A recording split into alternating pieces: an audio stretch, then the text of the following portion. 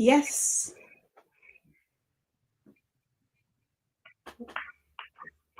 Yes, we are live. Good morning, good afternoon, good evening, based on your location.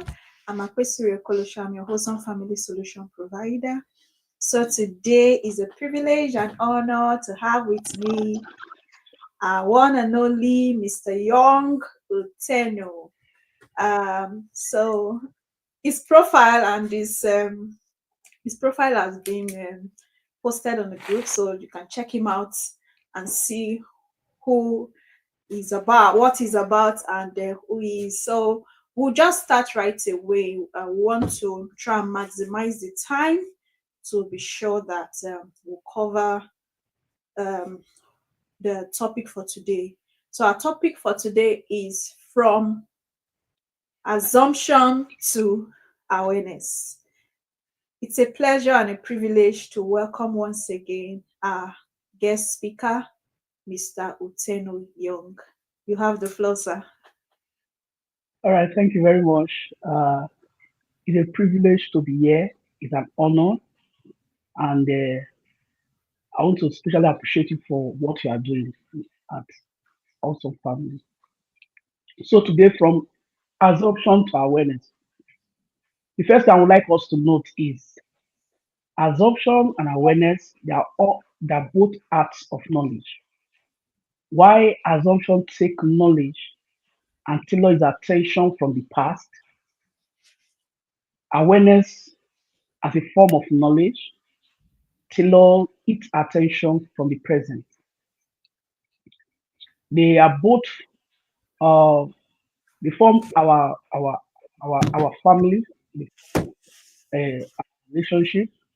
Like we even in art of parenting, some parents based on assumption from what they saw their parents did, and some from awareness from the knowledge they have acquired as regards how they can best raise their seeds. I would like to tell us a story, then we dive into the topic properly. There's this story of catfish, a grandfather, a great grandfather, a grandfather, a father, and a son. So let's say four generations, like four generational gate. The great grandfather went fishing and he caught a catfish. And when he caught the catfish, somehow he got injured by the catfish. So what he did, he threw the catfish away. From that day, he resolved that nobody will eat catfish in his house. He passed that knowledge to his children, who happened to be the grandfather. The grandfather never ate catfish. His siblings never ate catfish. He passed that same knowledge to the father, that is the next generation. And somehow in the family, they don't eat catfish. So it happens that his son grew up and went for one house party and he ate catfish barbecue and he loved the taste. He came back home and the father, during his birthday, the father asked, "What will you have for birthday?" He said, "Catfish barbecue."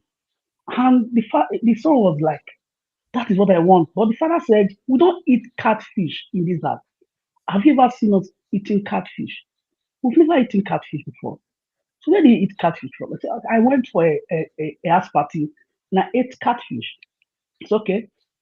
So, but we don't eat catfish this house. But the son said, "I want catfish for my birthday. You always provide what I asked for during my birthday." So the father said, "But this one we're not going to give you, but because it's something that we don't take in this house." The son said, "Why don't we eat catfish?" The father now answered and said, "We don't eat it because my father said we don't eat catfish, that catfish is evil." So the son went to meet the grandfather. "Grandpa, why don't we eat catfish?" He said, "When you eat catfish, you will not be successful. So my father trained us not to eat catfish.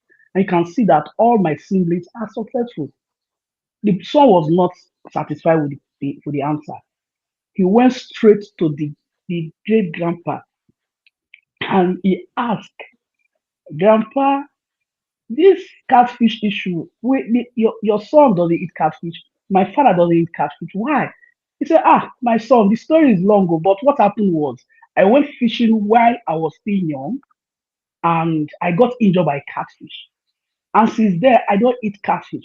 But the son interrupted and said, but my father said, when you eat catfish, you will not be progressive, you will not be successful.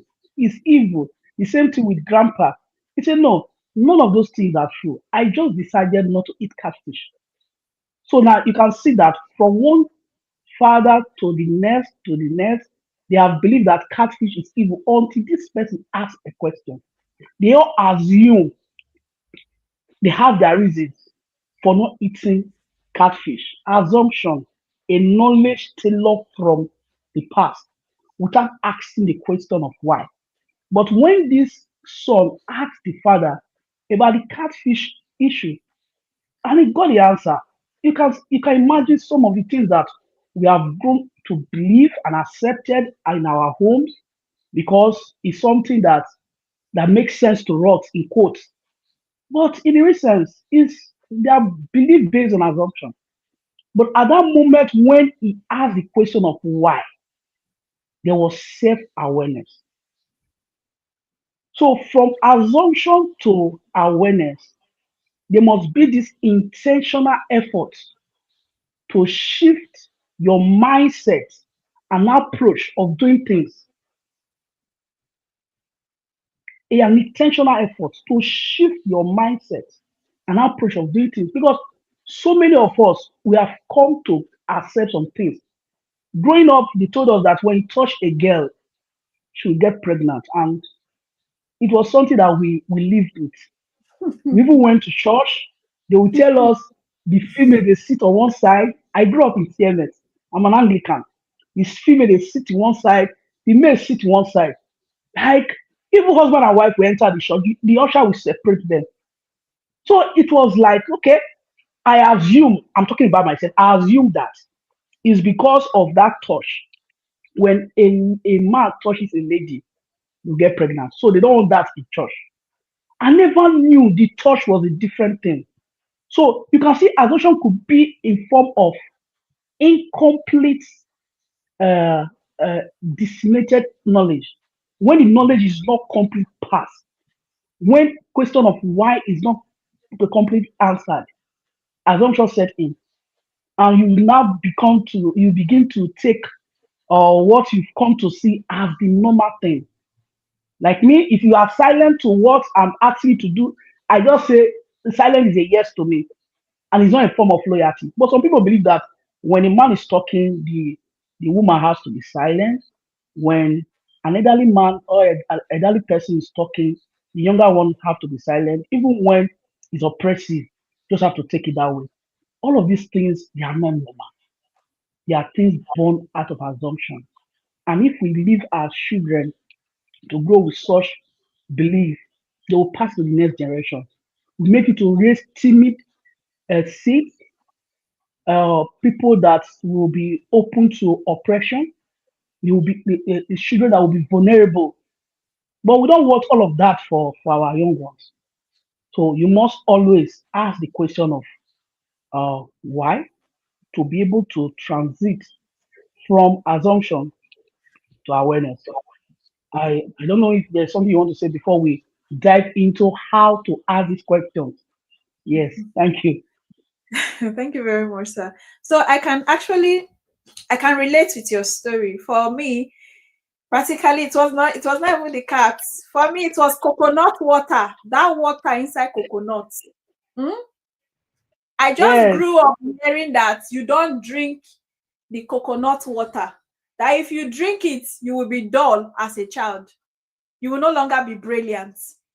So the coconut water is always for the elderly ones. I'm like, what is yes, the mechanism of action? Coconut water. So there's something that will make a child dull. So it's just something that was passed down, without, in fact, without explanation. And we've seen cases where people don't even eat certain type of food because their parents told them we don't eat this food. For instance, snail. yeah, Some people will say, no, we yeah, forbid snail in our home. Oh. we don't do this in our home. Oh. So it's really very it's these things are real. For instance, you see in some relating it to family now, you see some person will say, in my family, we don't do this, so we don't, they just they just give you that as if it's a, like you said, it's as if they've normalized the nonsense. It's not a normal thing, so I just want Yeah. to conclude with that yes, these things are real. Let's when telling stories, let's tell them the real contents, yeah, Yes. the complete story. Don't just tell Yes. them the bits, yeah, so and it ended like that, something like that. So you just have to tell Yes. them this was the reason and where it originated from. That's why I think when we did the Exactly. understanding your family pattern, know where it started from, so that you can know um how to approach it in your own time. Yeah, that's it. Thank you, sir. So Yeah. So there was this guy I met some time ago, and the guy is an awesome person, very wonderful. He's excellent at what he does, and he knows his craft very well. But there's something about him. He has this anger issue, and most times his customers, they are scared in giving him feedback. So, and in business, when you give a last feedback, you may not know how much you are missing, how much, in a way, some customer may just silently go away without your attention because you are not open to feedback. And then when I engaged him, he said he doesn't know, but in their family they have anger issue. They have anger issue. So he grew up to say in their family they have anger issue. And when we got talking, and he discovered that true is not the angry type, but he feels if you want to be in charge, you have to appear so angry. So the angry is like a defense mechanism to him. But now he's doing unsolely well. He's very happy. Like he does everything with ease now. So the level of assumption in our society is much. In our homes, like the little ones, they learn faster from what they see you do and what they hear you say. And every mass culture is formed from knowledge. You, if I grew up to see you as a human being, like someone I don't know, but my mom told me, this is your sister, without even asking the name they are bearing, I will just take you as my sister. Why? There's information has been passed to me. So assumption, as it were, is another form of knowledge, but it's a weaker form of knowledge. So when you are passing information to your children, you must understand the place of telling them the whole truth. So, how do I ask the question of why in order for me to transit from assumption to awareness? The first thing is you must recognize your assumptions. Every one of us, we have assumptions. You must recognize your assumptions, identify them. Those certain things, those certain behavior born out of knowledge that you cannot actually explain. The Bible says, and ye shall know the truth, and the truth shall make you free. When you know that what you know cannot make you free, just like the coconut water stuff, walking under uh, a line. If you walk under a line, your brain will disappear. When rain is falling and there is sunshine, maybe the tiger or the lion is giving back. All the of fun. those things, we pass those information to. I've promised myself I will not tell any of my children some of those. I will never tell you those stories because one, you have to identify those assumptions, and there's a way this thing make us to be very weak as a people.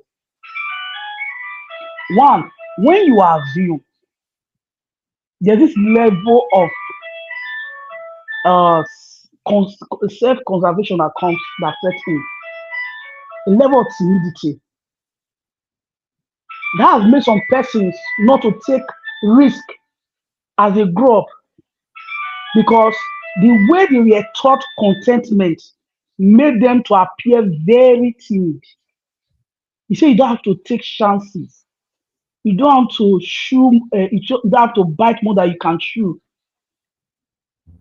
You don't have when you tell your children some of those things without some of these statements, they are contextual. The person that made them first was trying to explain something in context. But now you don't know the context with which such statement were made. Just bring it out and pass to your children. So you must identify your assumptions. That's the first step to answer the question of why. Why is this thing like this? Once you answer that question, nothing happens, nothing changes. The boy was able to change his mindset towards catfish by asking the question of why. Now, the second one is you must seek clarity at a place of reflection. If you are doing something that is not even producing the desired results over time, you look at your family, look at your environment, the result is not forthcoming. Is this how you want to raise your children? It doesn't make sense. So anything that have been normalized and you don't have a clear picture of it, you have to ask questions. You have to ask questions. Why do in some African homes, why do they finish eating before eating the fish? You have to reflect on it. I have met people that when you are eating with them, they will not eat the fish. They will not eat the meat. They will finish eating everything before they will eat the fish or the meat. Why? They grew up in homes where they just eat the fish after eating. But in my home, when we are eating, the first thing we eat, you bite, you take a bite from the fish. That's where I grew up from. So you see, some of these things you must seek clarity by reflecting. Why is this thing like this?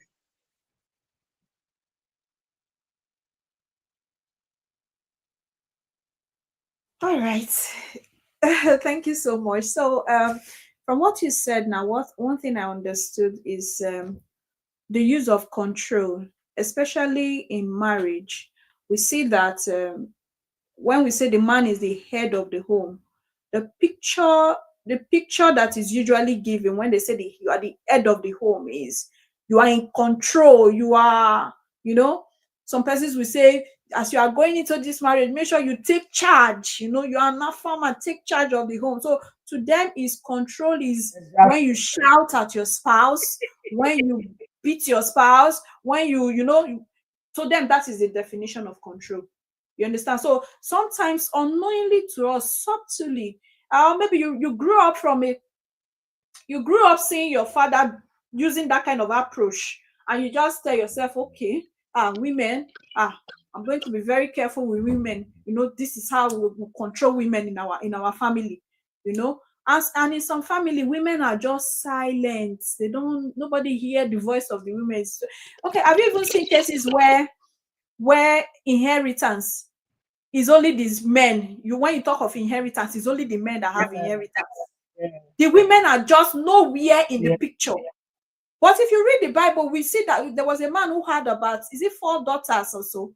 And the 4 daughters met Moses and said, no, we have rights, so we have entitlement in this Absolutely. inheritance. So there's this subtle Yeah. way that you see the male child, and God help you if the male child is not responsible. He will claim everything, squander everything, and the female responsible child will just be there, all in the name of is our tradition. In the family, it is the senior son that owns everything. It's an assumption. So assumption, like Yeah. like you have said, is something that we need to clarify. Why is it done like this? Why is this? So when you know the why, you now know how to Go about respond. it. Yeah. Mm. Thank you. Yeah. Then another way to ask the question of why. for your transition from assumption to awareness. Because all of these things we are talking about is for you to come to the place of self-awareness, for you to come to the place of self-awareness. Now, the place of you have to challenge your beliefs, your family beliefs. You have to challenge family beliefs. There are some families where uh they are, they believe that they have to come home every Christmas. And when there is maybe a burial rite, the son has to come home. You have to find every means to bring the children home. There are some aunties you don't know. There are some persons you don't know. I'm speaking from personal experience. Some of those things I don't do them because I don't want to live my life in pattern that is known to my fathers, to my grandfathers. I don't want to live my life in such patterns. So I have to question every belief. Sometimes I will ask my mother, why do you want us to do this thing? And when she says, we grew up to meet it this way, I will just write it off. I'm not going to do it. Whatever you cannot answer as my mother, because I don't know who to go and ask, except you refer me to that person. So long the answer or the particular act is not edifying, is not progressive, I'm not going to do it. And she would be like, are you serious? I said, I'm serious, oh, and I will not do it. Why? You have to question some beliefs because you will consciously pass it into your children. And somebody will pass it to to their seed.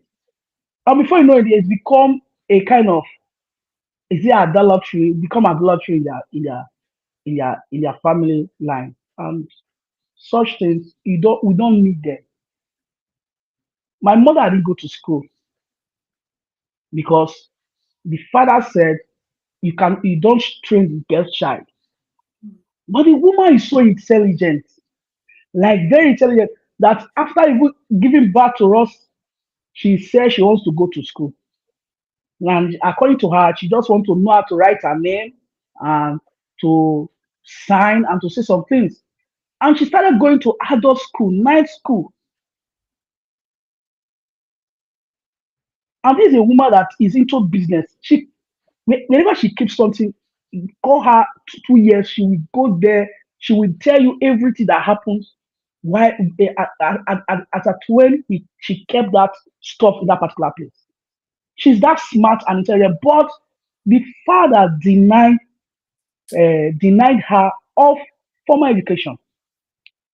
And I asked, said that was how the the grandparent denied his aunties formal education. It was only the father that went to school. And I asked her, is it that these people they will not go to school? She said no. He said she will ensure that all the children, both male and female, they go to school. Why am I saying this? There's some belief that we have come to accept as a family. You don't need them. And the subtle part of it is the wife is coming from a place. The man is coming from a place. They are not forming a family.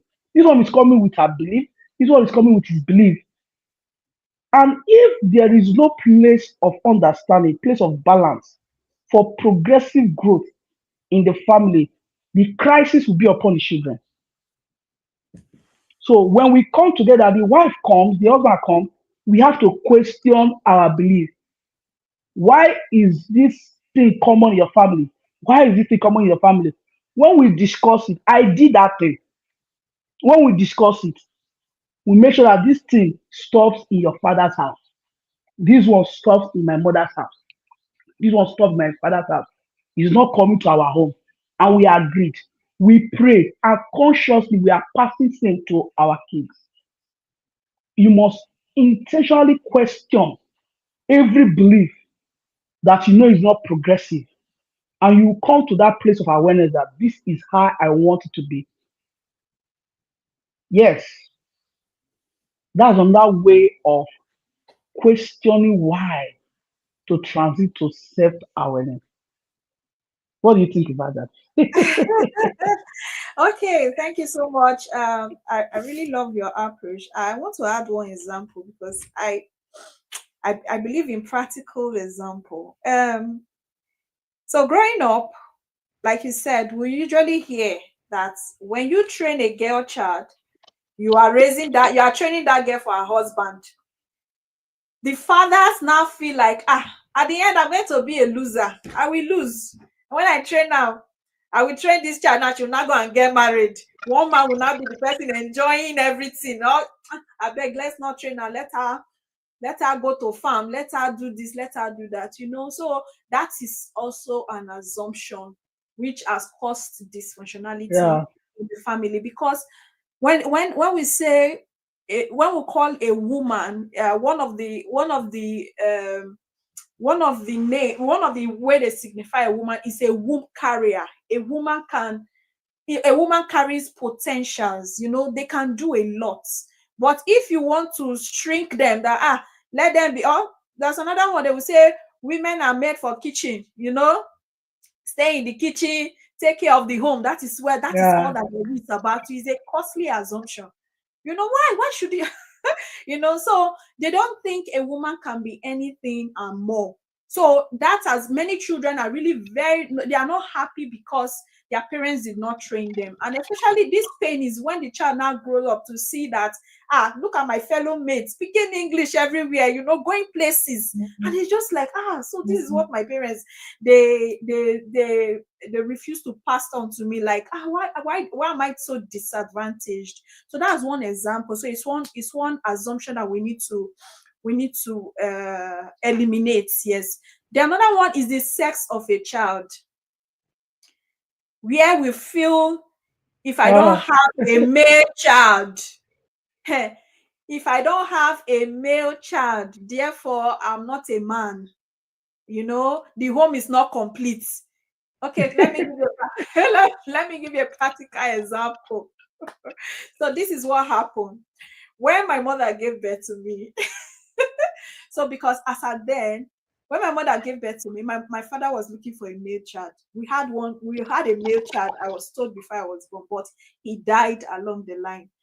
So my father was actively, intentionally looking for a male child. So when my mother gave birth to me, when my father got to the hospital, he just stretched neck and he looked and he said, now woman you born. Ah, he just he just walked past and he left. Just like that.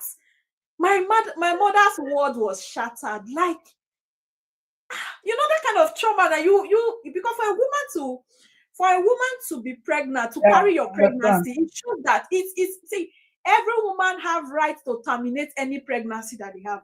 But for that woman to carry your pregnancy, it's a sign of respect, it's a sign of honor, it's a sign of saying, yes, in a way, I love you and I want to carry your seed. So my mother's world was shattered. Like, who is this? What happened? You came and all you can say is the woman did not like you. So you gave birth to a female child, So, and this is where most children, if I don't know, God just blessed me with understanding. While my mom was telling me that story, it didn't impact me in any way. That's why I say the state of your heart, the position of your heart is very, very important. So some children will just use it and say, hey, so my father hates me, my father don't like me, my father rejected me as a child, and they will just anchor on that, forgetting that that was the culture that was passed down to your father, that ranging from great Yeah, grandfather and the likes. In those days, if you don't have a male child, is a thing, is a real issue. So that was how my father left, and after some time, but do you know, I became the best, one of his best child. Like, this girl that is like a man, that is doing things, like, is making things happen, so so it's so, imagine. So, but I've seen cases where children feel so rejected even before they were born. In fact, you've yeah, already so some child just feel, I'm not needed, and we go all the way to even tell the child, especially, okay, let's assume you were not you had a sexual uh, intercourse that lead to a child, that led to pregnancy, and possibly as a teenager, or you were married and you were not expecting that child, you thought you were done with childbearing, and all of a sudden one child just came from somewhere. Some parents go as far as telling that child that you were a mistake. I wasn't even expecting you. I don't even need you. And the bitterness and hatred that child, you will sow in that child, it takes, see, I've seen bitterness in the raw form in the heart of children towards their parents, just because of one spoken word, one word that was spoken. So it's a thing. So this assumption of, if I don't have a male child, that means I'm not a man, or the home is not complete, and you start giving your wife attitude. Possibly this woman has given birth to 4 girls, and you make her look as if she's a barren woman. It's something that is a dysfunctionality as far as I'm concerned. Every child is Yes, unique, it is and it's God that God has made everyone unique and special in their own way.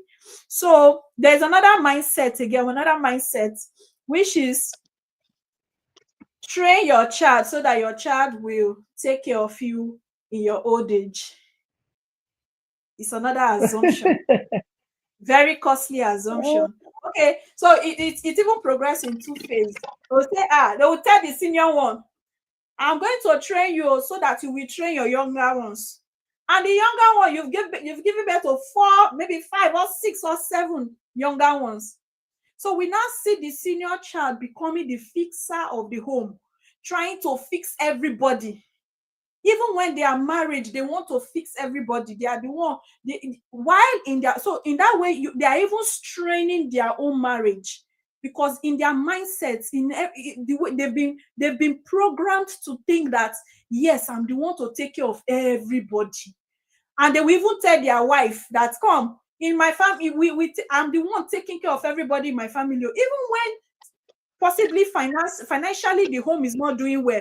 Your mind has been programmed that I am to take care of everybody in my family. It's a dysfunctionality. You as a parent, before God created the world, before God created man, he made everything available for man.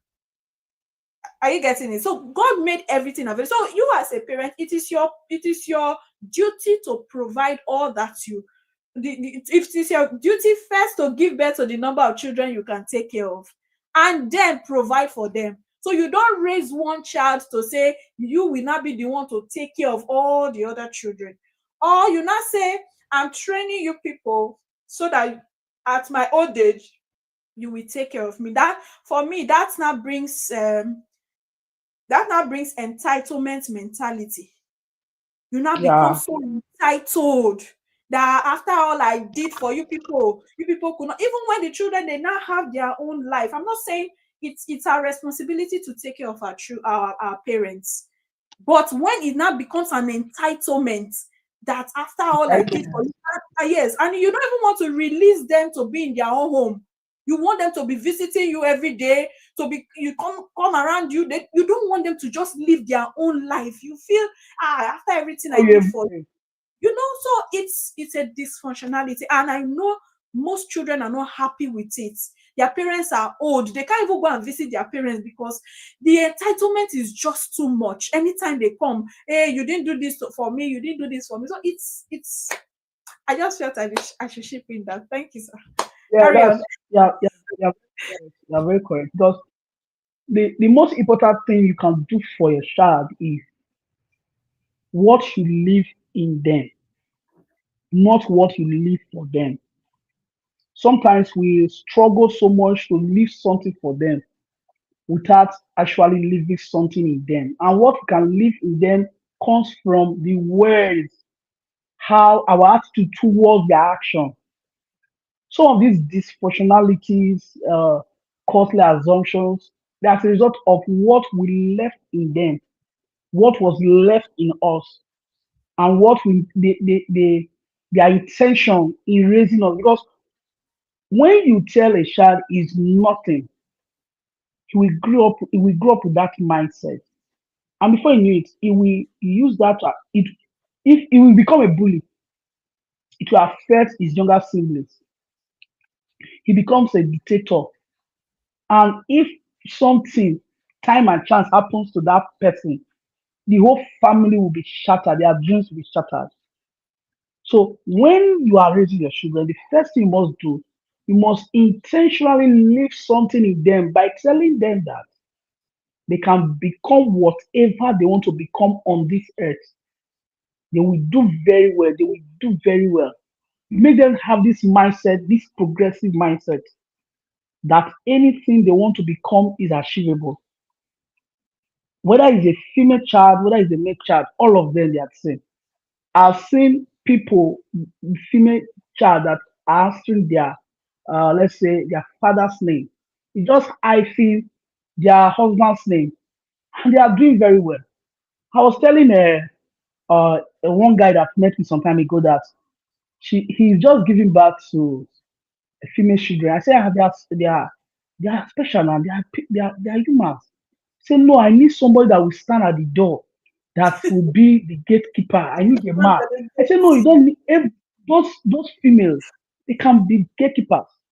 Say, oh, they will not give me land now. I say, do they really share lands now? If you as a man acquire a land from a family, yes, you can acquire land from a family. If you want to develop it, develop it. The female children, they have property, right? Say yes. So you will raise them in such a way that when they grow up, they can even buy land from this is the male children in the family. He looked at me. He said, is that possible? I say it's very, very possible because anyone that is acquiring a land has the potential to sell it. So if they want to sell it, they can sell it. So this dysfunctionality that a female child is not important is born out of assumption. If people ask some of them, they don't even know why. They don't know why. And if you ask some of them, why do you tell your children such things? Say, that was how my father raised me. Why did your father raise you in that? You don't even know why.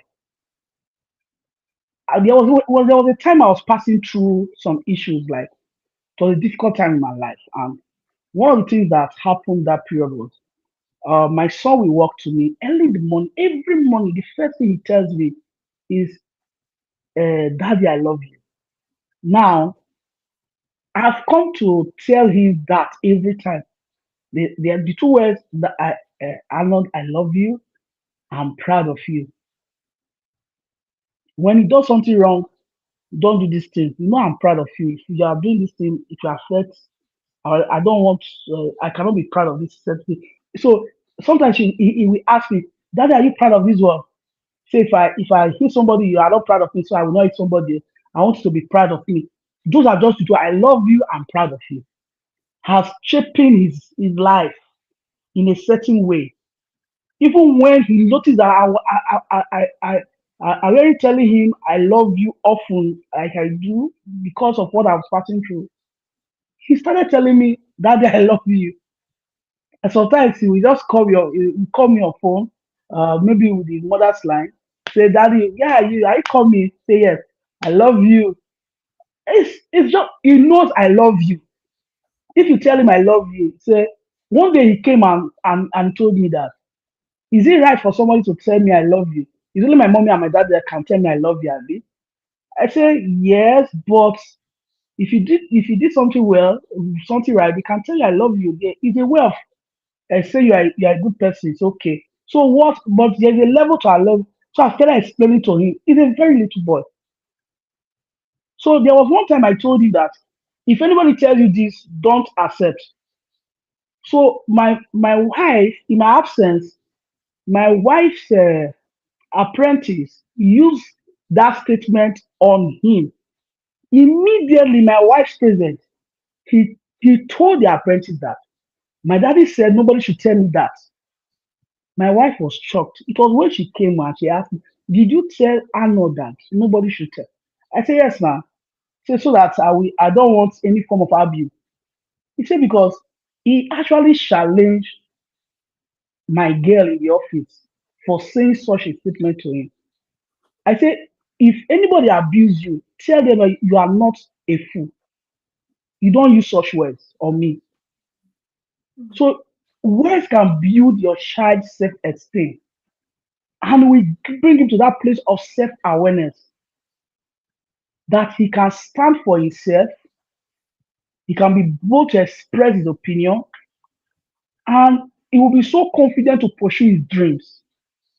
But when you raise them in assumption without a firm base as regards their belief system and pattern, it will be very difficult for them to become all they want to become.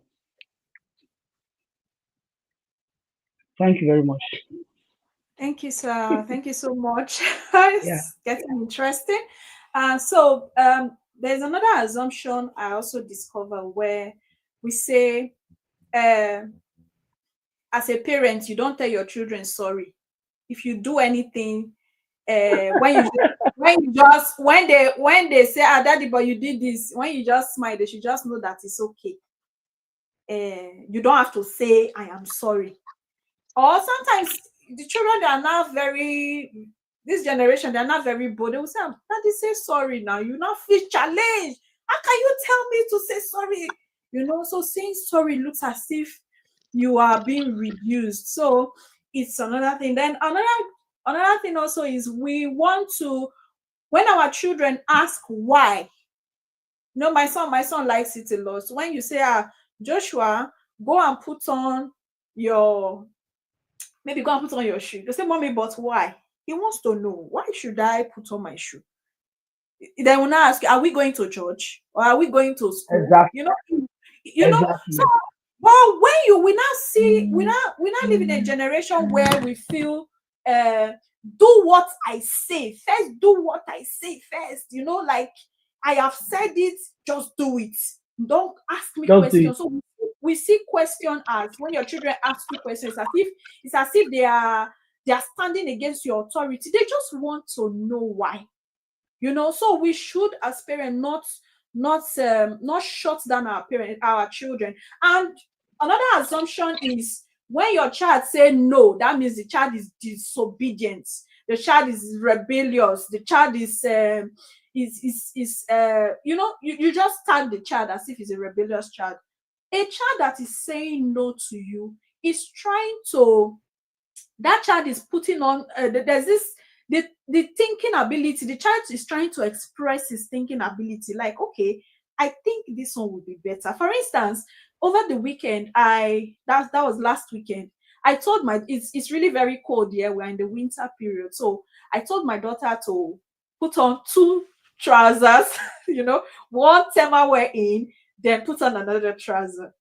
So she was very reluctant. So I was looking at her. So I was trying to now give a balance between her disobeying the instruction I gave to her, and why she does not want to put it on. So I waited for her. I said, put it on. So I was like, oh yeah, put your trouser on, just the way I told you to wear it. So she stood, she did as if she does not want it. So she wore it, but she was just she was saying, "Mommy, she was trying to express." So I asked her, I said, "You don't like it?"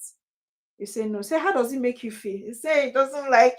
So I said, "Okay, no problem." I said, "We're going out and it's very cold. So will you be comfortable with this one?" She said yes. I said, "Okay, then take that one off and put it back." That does not mean that child has disobeyed me. The child No. is trying to express herself, because if they don't learn to say no to you at home, then when you now go out and hear that somebody molested your child and the child could not say no, you start shouting. So he touched you and you could Yeah. not say no. He did this to you and you could not say no. You were just there, be quiet. You did not teach that child how to say no, how to think for his or herself. You understand? You didn't teach that child. So when children are trying to put on their thinking ability, their critical thinking skills, they are trying to put it to use, trying to tell you, why don't we do it like this? You say add salt. The child say, okay, what if we add small mangi? Do it like, what if we do it like this? You just shun the child. I say that is how we do it. Okay, for instance, the way we turn stash, they will just tell you, when you are preparing stash, they will tell you, just turn it one way like this. We don't know how. That was how they just told us. There was one story I heard. The grandmother, anytime she wants to do it, she will pour small out of the pot, and that was how it was just passed down. It was there somebody asked why. You now say, the person that now originated it now say it was because my pot was small. That was why I poured some out.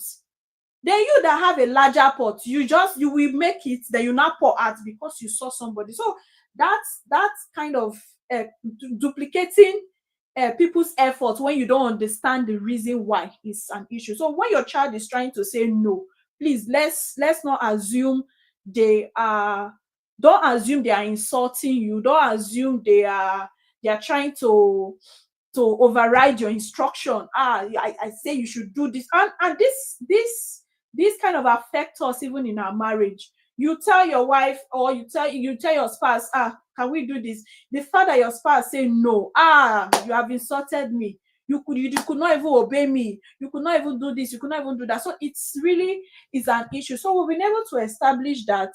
I think we've lost our guest speaker, but let me take it up. We're waiting for him now. So we've been able to establish that assumption is it's not the right step to take. Awareness is the in thing, because when you assume, you will find out that you can't even explain your emotions. You don't even know how you feel. You can't discuss conflicts. There's a conflict, you don't know how to discuss it. You are just like, I don't know what to say. Or your behaviors are not being clarified. Nobody understand why you behave or why you act the way you do. So, and of course, silence is just referred to as the best thing to do. You just feel silence is the best approach, and not saying anything means respect. If I don't talk, that means I'm a respectful child. It's an assumption. So we should, and assumption it leads to lack of information. It's as a result of lack of information. You don't have sufficient information, so you are assuming. And like our speaker has rightly said, that your past experiences can play out, where this was how they used to do it, or this was what I know. It can just it can result to you being triggered, like we were able to establish last week. So how do you overcome being assumptions? One, you need to pause. How do you move from assumption to awareness? Sometimes just pause and reflect. Don't rush into a matter. The Bible says it's only a fool that will just rush into a discussion or conclude a matter before saying, I think I did it wrong. So we need to pause and reflect. We need to ask questions. Yes, why is this like this? That's why I say, when your children are asking you why, don't shun them. That why how dare you ask me?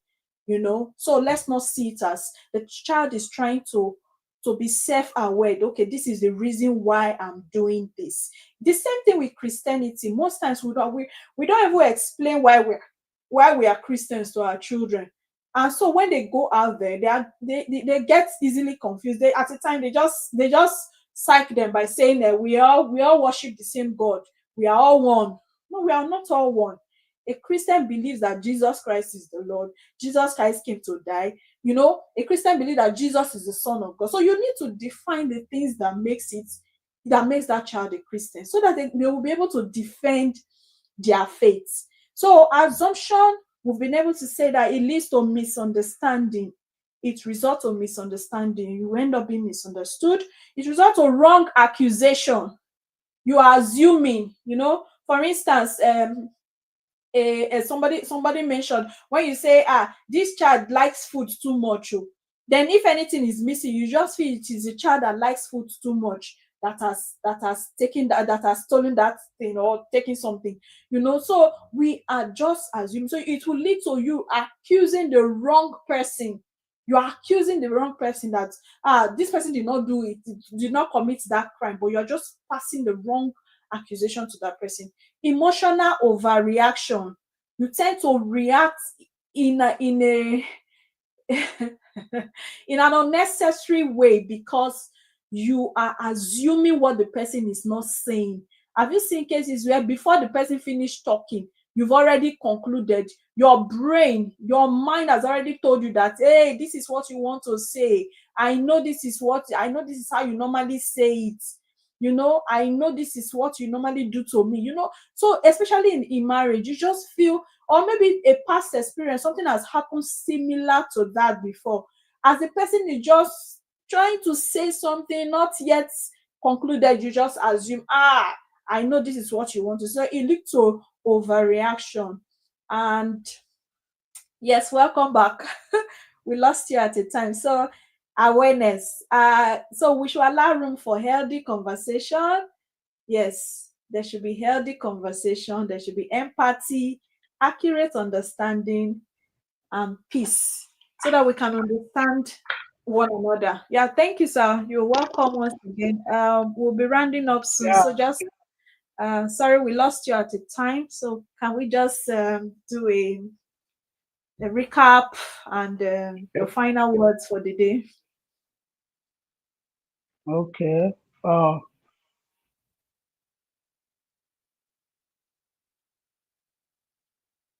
assumptions to uh, from assumption to awareness. The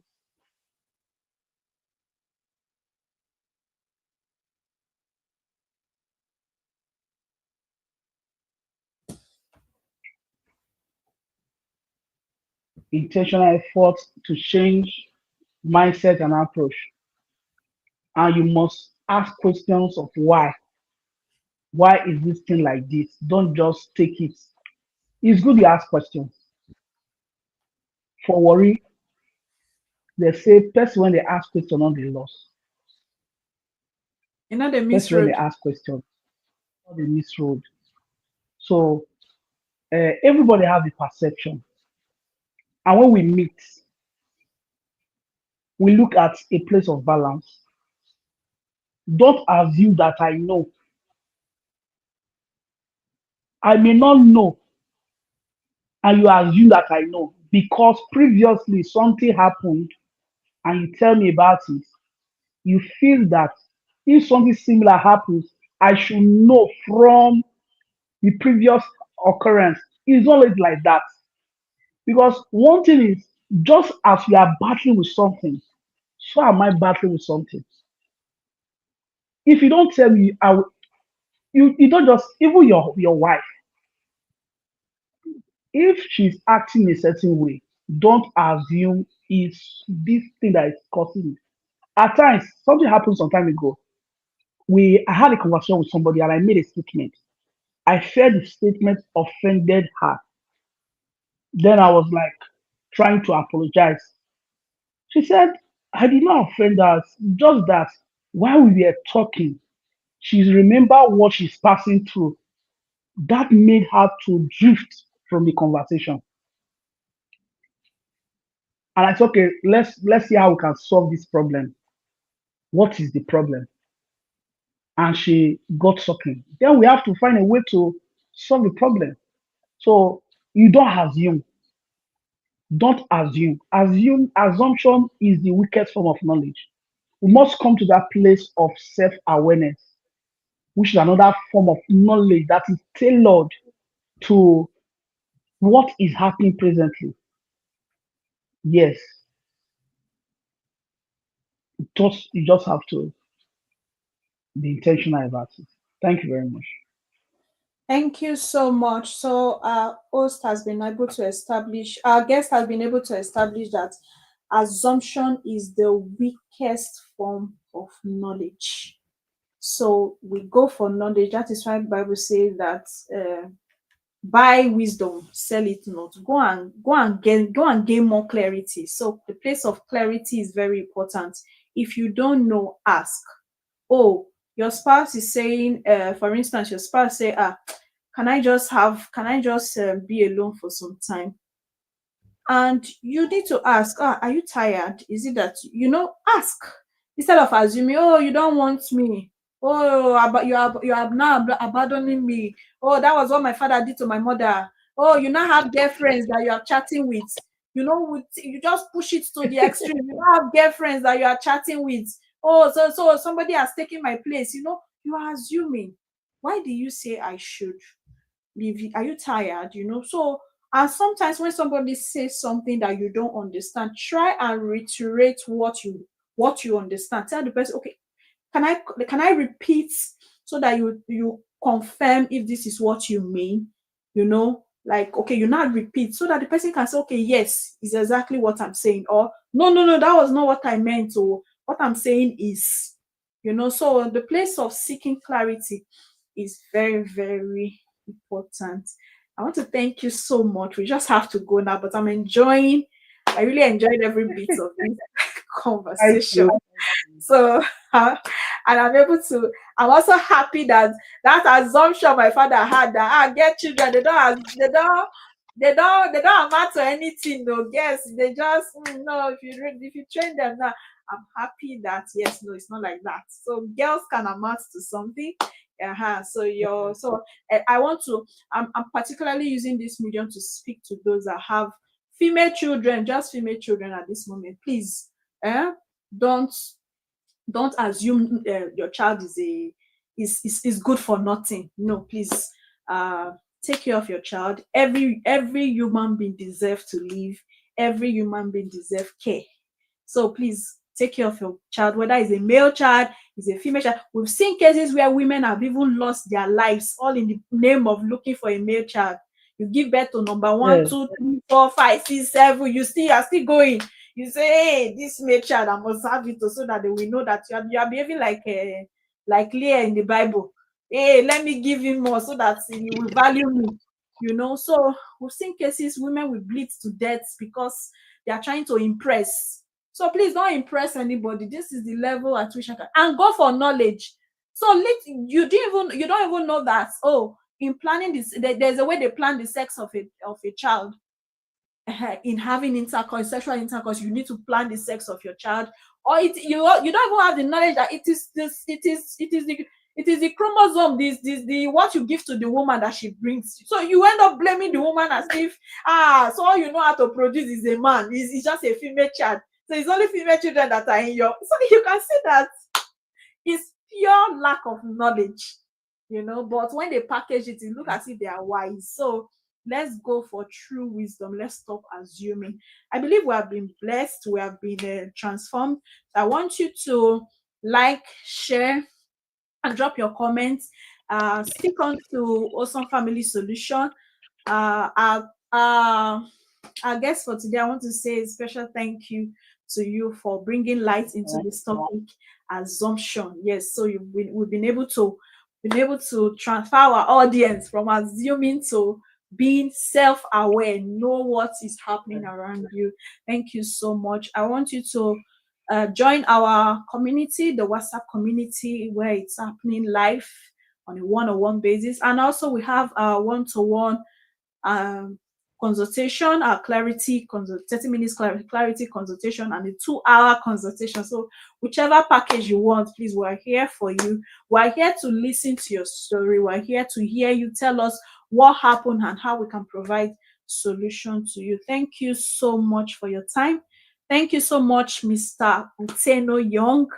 I am very, thank very happy to have you come here to share more light on this topic. Thank you so much. God bless you, sir. A final welcome. word Thank from you. A final word. yeah. My final word for us is whatever you are doing, be intentional. Try as much as possible to leave something for the children in content, not in properties. If you are privileged to live in properties and in content, it's very good.